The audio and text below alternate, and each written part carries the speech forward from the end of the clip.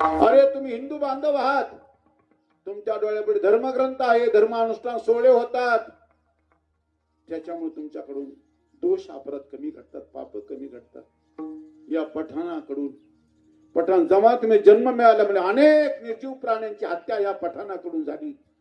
या पठाणाला एक दोन माळीनं माझं पाप नष्ट होणार नाही, पाप जाणार नाही. मला एवढा माळी गरजेच्या. आम्हालाही काय विचार, बाबा एवढ्या माळी कशाला?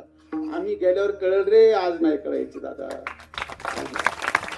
आज जर कळलं असतं तर महापुरुषांचा छळ झालाच नसता दादा. ते ह्यात असताना परिचित होत नाही ना दादा, ते परिचय बी देत नाही, परिचित होत नाही, आणि ते ओळखण्याकरता आपल्याकडे ती नजर नाही, आपल्याकडे तो अनुभव, त्याच्यामुळे त्यांचा छळ होतो. आणि आजही तुम्ही पठाण रसखानाची समाधी आहे रमणगीत, तुम्ही वृंदावनला गेले, रमणगीतीच्या जवळ रसखानाची समाधी आहे. 100 वारी मला सज्जन श्रीमंतीचा थाट सगळा सोडून वृंदावनामध्ये राहिला. देवाच्या प्राप्ती कर, देवाची भीती करता. ती गोपिका सारखी म्हणते, मला आता घरला जावं वाटत नाही. मै भुले घर जानी बाट, मी घरला जाण्याचा रस्ता विसरून गेले. कशामुळे?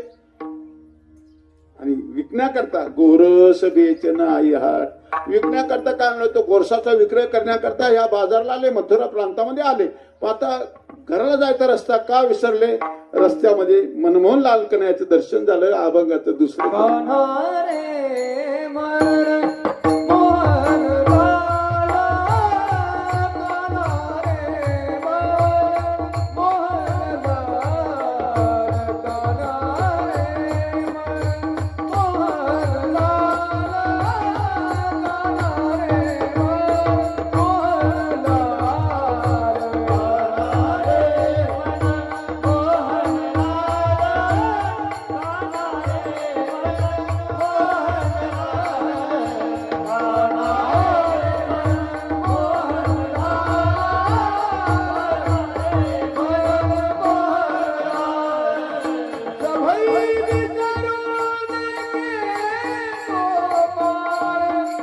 Bye.